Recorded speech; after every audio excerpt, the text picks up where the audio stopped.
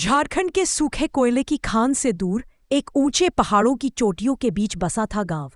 मोहन ने अपने साथ बैठे दोस्त को बताते हुए कहा, देखो, ये जगह अपने नज़ारे, ठंडी हवा और रोमांच के लिए प्रसिद्ध थी।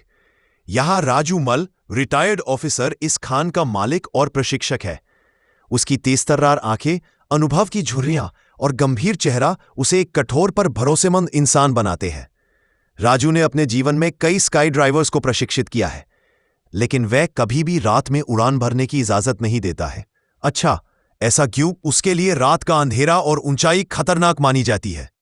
नैन्सी और सुमी दोनों की हाल ही में शादी हुई होती है। दोनों शिमला से हनीमून मनाकर घर की तरफ जा रहे होते हैं। बस थोड़ी देर का सफर है, उसके बाद हम अपने घर पहुंच जाएंगे। अरे माँ जी का कॉल है। ओफो, ये माँ और प्रतीक भी ना हमारे रोमांस के बीच आ जाते हैं। चुप रहो, उन दोनों के सिवा है ही कौन हमारा। उन दोनों को हमारी चिंता हो रही होगी। मैं कॉल उठा लेती हूँ। जी माँ जी।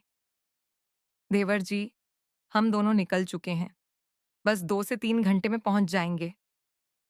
ठीक है बहू। सुमित बेटा, जंगल के रास्ते जल्दी जल्दी आ जाओ। और हाँ भैया, भाभी हमारे लिए शिमला से कुछ लाए हैं या नहीं? अरे छोटे कुछ नहीं, बहुत कुछ लाए हैं। अब हम दोनों के पास केवल 2 से 3 घंटे ही हैं, फिर हमारा हनीमून खत्म हो जाएगा। स्पेंड करने दे ठीक से। देखो सुमित, यहाँ पर एक बोर्ड है, उस बोर्ड पर जीवनपुर लिखा होता है। जीवनपुर। लगता है ये एक गांव है और ये इस गांव के अंदर जाने का शुरुआती रास्ता है। चलो नैन्सी, इस गांव में ही चलते हैं। क्या पता यहाँ पर कोई घर मिल जाए। नैन्सी और सुमित दोनों उस गांव में कदम रखते हैं। तभी अचानक से तेज हवा चलने लगती है और हर तरफ काले बादल छा जाते हैं। ये भगवान, ये वातावरण अचानक से बदल कैसे गया? खैर, एक हवा ही तो है, कोई सुनामी थोड़ी ना आई है। हाँ ठीक है। फिर वो दोनों गांव में आगे चलते हैं, लेकिन वो गांव पूरी तरह खाली होता है। वहां कोई इंसान या जानवर नहीं होता। हर तरफ गहरा सन्नाटा था। कुछ दरवाजे खुले हैं, कुछ बंद है। सामान तो है पर लोग नहीं। लगता है गांव में कहीं कोई बहुत बड़ा कार्यक्रम हो रहा है।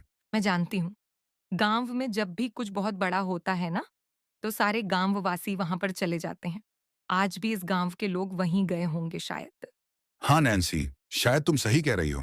हमें आगे चलते रहना चाहिए। मुझे उम्मीद है कि हमें कोई ना कोई जरूर मिल जाएगा। गांव में आज फिर से चुड़ैल आई थी और गांव वाले डर से बाहर नहीं निकलते हैं। चुड़ैल को लेकर गांव वाले बहुत परेशान थे। शाम होने से पहले लोग अपने अपने घर की तरफ बढ़े जा रहे थे। तभी दिनेश नाम का एक गांव वाला बोलता है, राम नाम बोलते चलो। भाइयों, जल्दी जल्दी कदम बढ़ाओ। रात होने से पहले हमें इस जंगल से निकलना चाहिए। अरे दिनेश भाई, चले तो जा रहे हैं। अब काका का शरीर ही इतना भारी है तो क्या करें? जितना जल्दी हो सकेगा कोशिश करके देखते हैं। हाँ, बस राम का नाम लेते चलो। अरे भैया, मेरा वो मतलब नहीं है, लेकिन तुम तो जानते हो ना, इस जंगल के रास्ते से रात में कोई भी जिंदा नहीं निकला है। मैं बस इसीलिए ही जल्दी जल्दी चलने को कह रहा हूँ। चलो भाइयों, जल्दी जल्दी कदम बढ़ाओ रे। फिर गांव वाले और दिनेश जल्दी जल्दी कदम बढ़ाकर जंगल से बाहर निकलने की सोच ही रहे थे कि तभी डरावनी आवाज आ रही थी। यह सुनकर दिनेश डरने लगता है। मैंने तुम सबको बोला था जल्दी जल्दी चलने को, लेकिन तुम लोग नहीं माने। अब देखो, रात हो गई है। अब पता नहीं क्या होगा। आप भी ना दिनेश भाई बहुत ही डरपोक हो। अरे क्या होगा? इतने सारे गांव वाले हैं, यहाँ पर किसी की शामत आई है क्या जो इतने गांव वालों से पंगा लेगा? हैं? तुम चिंता मत करो, कुछ नहीं होगा। ऐसा कहकर गांव वाले दोबारा से चलने लगते हैं। थोड़ी देर बाद जंगल में अचानक से तेज हवाएं चलने लगती हैं। यह देख काका बोलता है, अरे ये एकदम से मौसम कैसे बदल गया? इतनी तेज हवाएं, ये सब क्या हो रहा है?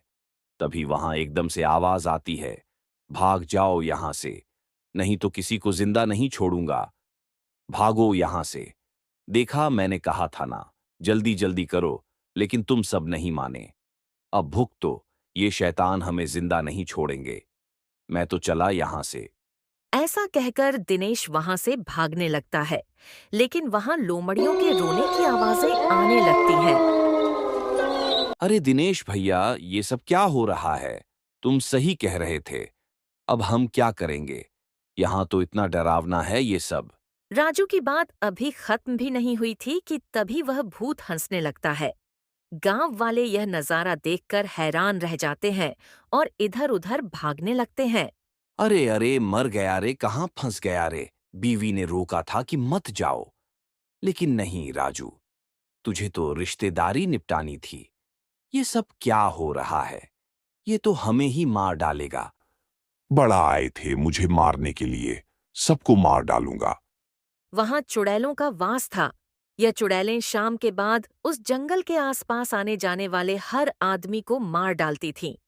चुड़ैलों की मौत एक एक्सीडेंट में हुई थी। इस वजह से वो हर इंसान को अपना दुश्मन समझती थी। इन इंसानों ने मेरी और मेरी छोटी बहन की जान ली थी। अब मैं किसी भी इंसान को जिंदा नहीं छोड़ूंगी। सही कह रही हो चुड़ैल बहन, इन इंसानों ने हम दोनों को बहुत बुरी तरह मारा था। अब हम दोनों मिलकर जो भी यहाँ से गुजरेगा उसको तड़पा तड़पा कर मारेंगे। उधर जंगल गए गांव वालों की मौत की खबर बाकी गांव वालों को मिलती है। यह सुनकर सब गांव वाले दुखी हो जाते हैं और सरपंच के पास जाते हैं और बोलते हैं, अरे सरपंच जी, कुछ करिए। उस खूनी जंगल ने फिर से कई गांव वालों को मार डाला। अब हम क्या, तुम्हारी सब पीड़ा समझता हूं मैं, अमन बेटा। लेकिन अभी हम क्या कर सकते हैं? जंगल में क्या हो रहा है किसी को भी नहीं पता है, क्योंकि वहां से कोई भी आज तक जिंदा नहीं आया है सरपंच जी, इस तरह हाथ पर हाथ भरकर बैठने से भी कुछ नहीं होगा। हाँ, हमें कुछ करना होगा, नहीं तो इस तरह पूरा गांव खाली हो जाएगा एक दिन। गांव वाले और सरपंच अपने अपने घर चले जाते हैं। अगले दिन पास के गांव के सरपंच राजेंद्र नगर के अंदर एक मुर्गे की दुकान पर आते हैं और मुर्गे की दुकान के मालिक नवीन से कहते हैं, अरे मुर्गे वाले भैया, ये मुर्गे का मांस कितने का दिया? अरे सरपंच जी, आप जैसे देवता आदमी से पैसे लेकर मरना है क्या? आपके लिए तो बिल्कुल फ्री है। तुम मुझे इतनी इज्जत दे रहे हो, उसका शुक्रिया।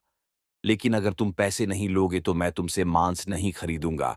बाकी तुम्हारी मर्जी। नहीं नहीं साहब, आप ऐसा मत करो। आपको जो भी ठीक लगे इस गरीब को दे देना। ठीक है, ऐसा है, कल शाम को मेरे घर पर पार्टी है, वहां पर 20 किलो मुर्गे का मांस लगेगा। तुम कल शाम को मुर्गे लेकर आ जाना। ऐसा कहकर सरपंच जी वहां से चले जाते हैं और नवीन भी उन्हें हाँ कर देता है। लेकिन उनके जाने के बाद उसे जंगल के बारे में याद आता है। अरे मर गया रे, ये मैंने क्या कर दिया? सरपंच जी को मैंने हाँ क्यों कर दी? उनके गांव के रास्ते में तो वो मनहूस जंगल आता है। अब मैं क्या करूं?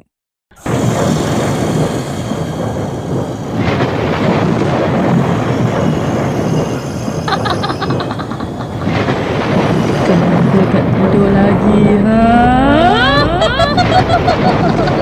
पुराना हवेली नुमा मकान था जिसे लोग मीरा कुंज कहते थे।